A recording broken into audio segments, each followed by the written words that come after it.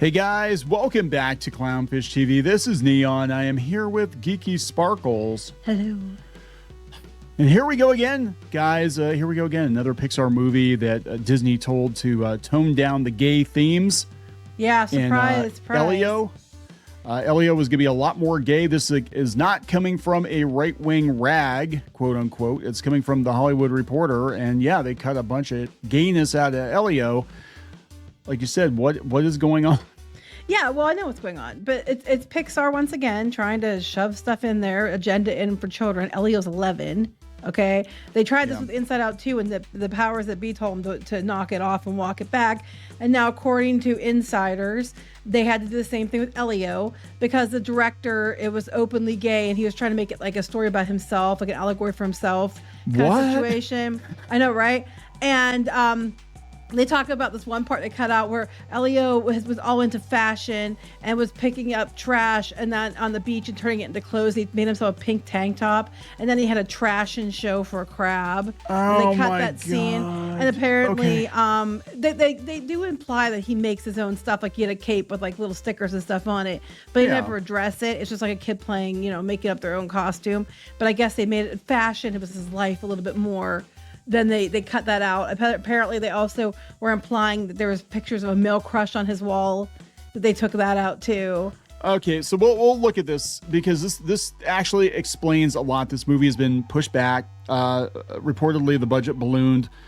We don't know exactly what the dollar amount is, but it's significantly more expensive than it was supposed to be. And they kind of sent this one out to die. Disney didn't do a lot of marketing for this one. And it sounds like there was a lot of behind the scenes drama. And this makes a lot more sense because this does, like you said, go along with what happened with Inside Out 2, where the powers that be at Disney took a look at it and said, yeah, this is like really gay. Let's not make this movie so gay. It's a kid's movie. What is going on at Pixar? They keep wanting to take every kid's movie and make it that way. Like, what is going on over there? They keep trying to do this.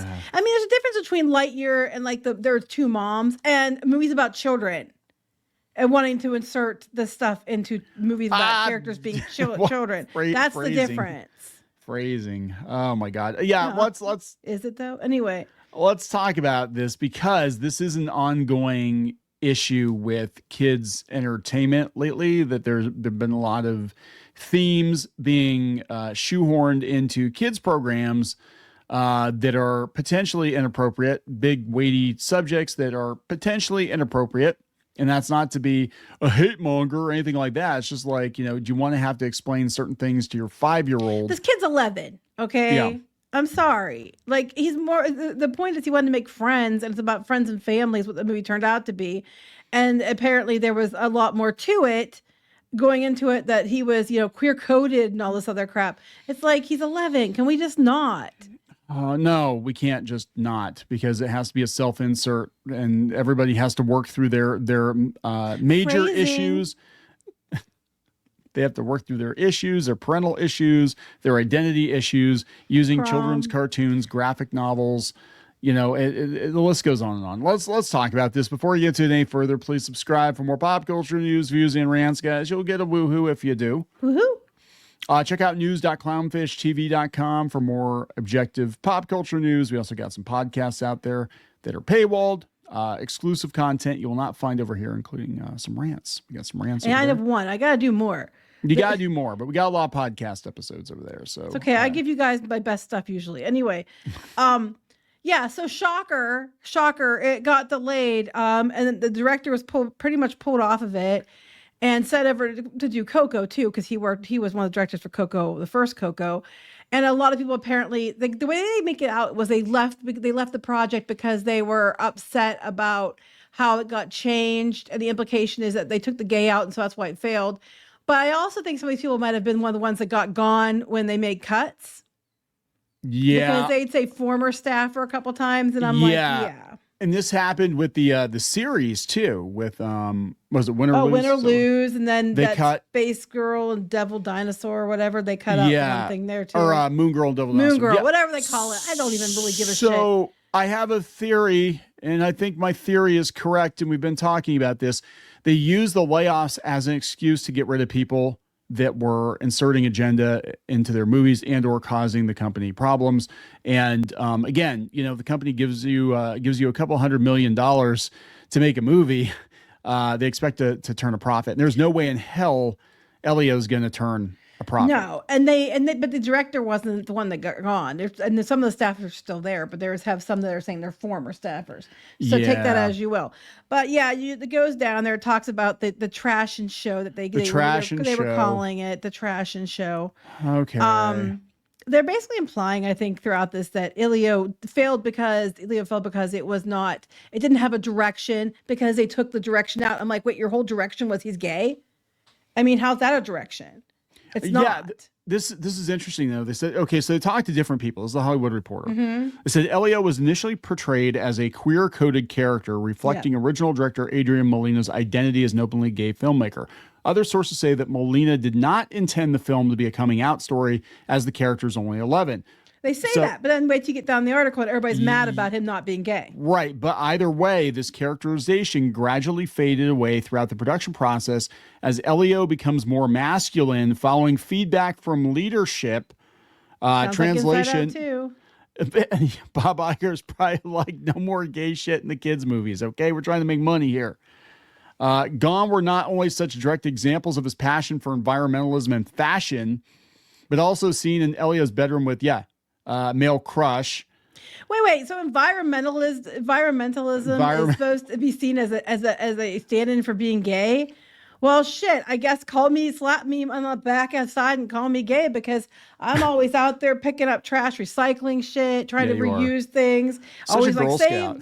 I have the golden word.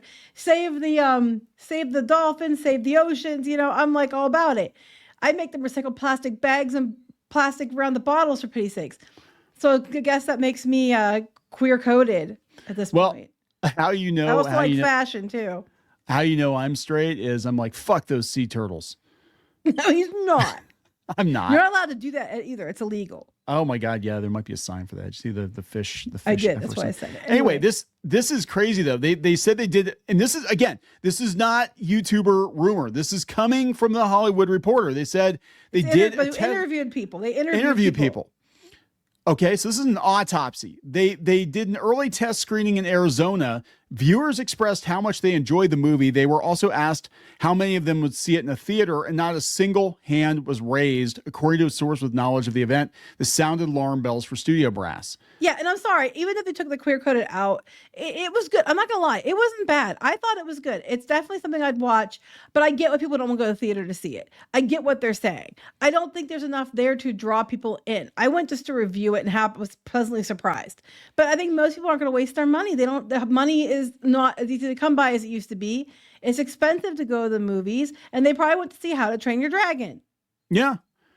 So they said that they had the screening. They said there's differing accounts of the exact feedback the director received from Pixar boss Pete Docter when the lights went up, with rumors circulating in some of the studio's circles that Molina was hurt by the conversation. He probably said, make it less gay. We want to make money.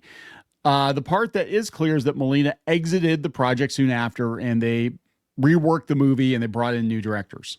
Right. Now, he was offered to be co-director with the one person, and he said no, which they bring up later. Okay. I see what's going on here now. It's after a year-long delay, the film arrived in theaters June 22nd and bombed. They said it, not us, with just 20 million domestically, the lowest opening frame at the box office in Pixar history. It only did like 10 million this weekend too, domestically. Yeah, it's not doing good at all. And it's going to be dead here pretty soon because there's a bunch of big like superhero movies coming out. It's done. Okay, this is Sarah Ligatich, who was also the person who was complaining about Win or Lose. And same person? Yeah, because I'm like, Ligatich, that's a weird name. Or was it? I don't remember, but go ahead. I was deeply saddened and aggrieved by the changes that were made, says former Pixar assistant editor Sarah Ligatich, who provided feedback during Elio production as a member of the company's internal LGBTQ group, Pix Pride. What? Although she praises the new directors as Sheriff Yan and she as filmmakers, she notes that a number of creatives working on the film stepped down after the directors shared their first cut of the movie. The exodus of talent after that cut was really indicative of how unhappy a lot of people were. They had changed and destroyed this beautiful work. A lot of people stepped down or got fired because they were mad that you made it less gay. Let's be honest here. Because these are the same people when they thought they were going to have to go to Florida and Imagineering and stuff. When they were having the Don't Say Gay bill in Florida, the Parental Rights Education bill, when they had that going on, the ones that were showing up to picket and the ones that were doing these protests were in California, and it was these people. Okay, these are the type of people that whined they didn't want to come to Florida, and that they canceled the Imagineering move at the time because they didn't want to move. And it was really a suck for people who already had to quit or who already bought houses or whatever over in Florida because they didn't want to move because, they're really pushing a certain agenda because they identify in certain ways. Another Pixar source disputes that people stepped down in response to Melina's departure. So basically this person's like, yeah, everybody quit because of it. They were also an ex-person too, like the person that's saying this. But I do think people were, I don't think they stepped down or people got gone is what I'm wondering. If they were part of the mass exodus was the firings. Layoffs. Layoffs, yeah. The changes to Elio were clear to one former Pixar artist who worked on the film and asked to remain anonymous. It was pretty clear through the production of the first version of the film that studio leaders were constantly sanding down these moments in the film that alluded to Elio's sexuality. Why do we have to have a film about an 11-year-old that's queer? Yeah. The tones are supposed to be about friendship and family. You found family, your regular family, loss and overcoming things. And there's a lot of good themes there. I'm not understanding how if they sanded it down and got to that point, how bloated was it did you know he's gay? He mentioned he's gay. Hey, he's gay before they sanded it down. Trash and show. I know, right? They said suddenly you remove this big key piece, his sexual identity at age 11, which is all about identity, and Elio just becomes about totally nothing. There's no plot without him being gay. Well, then I will tell you, whoever was left did a fantastic job because they ended up taking what I thought was going to be really terrible, and it ended up being not bad. And the thing is, I'm kind of like really curious to see what a shit show it was before. If what made this movie and what the key element of this movie that was missing is he's gay. I mean, usually that's the problem. This is the problem with Hollywood current year with animation, these kind of people in animation and stuff. And we keep seeing it with like things like She-Ra and everything else, is that they're making the identity the focal point of the show. And it should be the characters are more than that. You are the sum of your parts. And you know what? If your whole identity is I'm gay, well, then that's the sad because that just means that you have nothing else about you of interest. And that's bad. Like you used to be in the day that you'd have characters, well-rounded, fleshed-out characters or great characters. Oh, and by the way, they're gay. Yeah. It didn't matter. It wasn't like they're a defining feature. You know people that are LGBTQ, you think are your friends or neighbors, people and you can think of about lots of things about them that define them as who they are. And yes, part of them is, identifies in that way, but that's not all they are. I mean, I guess my thing is like, if this is a kid's movie, and you taking the gayness away from an 11-year-old ruins the movie. Like, what the fuck was the movie actually about? Right. That's what I want to know. Because it shouldn't matter if the kid's gay or straight. If it's about the kid and aliens, that's the plot. Shouldn't even matter. Yes, he wants to find out where he belongs. The best is allegory because you feel like when you're closeted, you don't belong anywhere, and then you find your people, which would imply that everybody in this community, whatever, is gay too or something. All the aliens are gay. Apparently, according to the one thing I read, was that the person wrote it as like an allegory. The Melina or whatever wrote it as an allegory for himself because until he got to CalArts, I think it was CalArts, he didn't really find his tribe, and then he got there and he was allowed to be who he was, and that's basically what this is about. Yes, I think it was that article actually. There is a whole article, I kid you not, on Canadian news source about Beanmouth killing Elio at the box.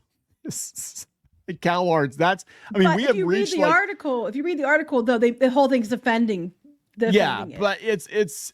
We've reached like peak saturate. Like the general public now is aware of Bean Mouth. Like it was a joke for years because like Steven Universe and all these shows, so many of these people went to CalArts. Now, do I believe there is a CalArts style? No, I do not personally, because there are so many people that went to CalArts that have different styles, but the Bean Mouth style is the style that's been adopted by so many designers and showrunners of the last 10 to 15 years. It's just become kind of ubiquitous with that's what they CalArts. argue in this article too, that there's so many different styles and stuff and designs out of CalArts that why don't we see them?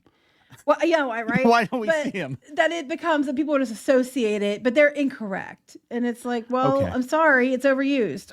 Whether it came from CalArts or not, it's overused. All right. So they said that, the movie actually turned out okay, though. They said it had an 81% critical score and A+ cinema score. But they said some of the changes were more noticeable. They said that, they got rid of America Ferrera. She already recorded dialogue for the she her decision to exit was attributed to Melina's departure. Oh, yeah, to Melina's departure, not to mention. Yes, it was. They said she didn't come back because they got rid of Melina. Yeah. And she was frequently called back in to record lines due to script changes. Yeah, this is the problem too. And this has come up a lot. And James Gunn actually brought it up that Hollywood doesn't have their script locked in before they start working on the movie. Well, that might be. But in this case too, they probably had the script locked in and then they were like, oh shit, we have to walk all this back. And then that became a script in flux. Oh my God. So she left, according to this Pixar artist. This is again, according to them. She left because she was upset there wasn't La Tinkerbell representation in the leadership anymore because Melina left. You know what? She totally would. I believe it, actually. That sounds like a totally her thing. Yeah, isn't she like a big activist or something? I don't know. She was in the Barbie movie putting the speech about what it's like to be a woman. And while they had valid points, it was also like, oh, for flip's sake, So this is where it gets interesting, though. Pixar finished 2024 on a high note with Inside Out 2 topping $1.6 billion. Also, Pixar wanted Riley's character in Inside Out 2 to appear less gay.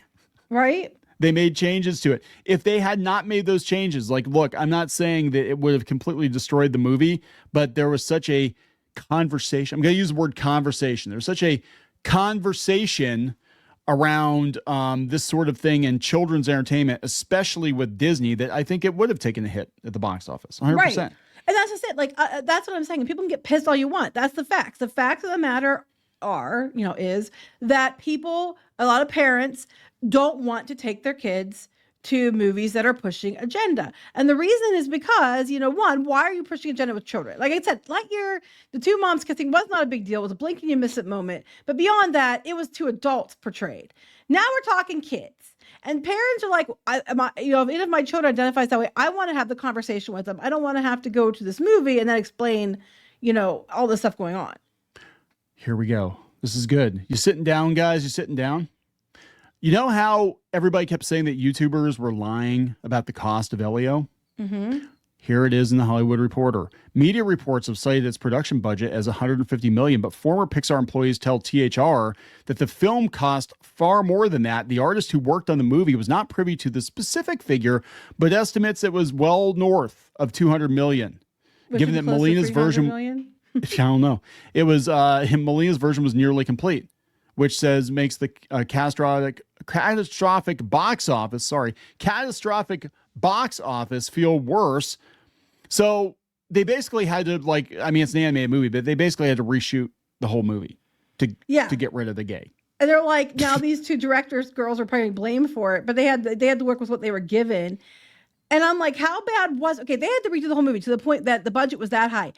How much different was this movie? Like, how much gay did you have to sand away, in quotes? Yeah.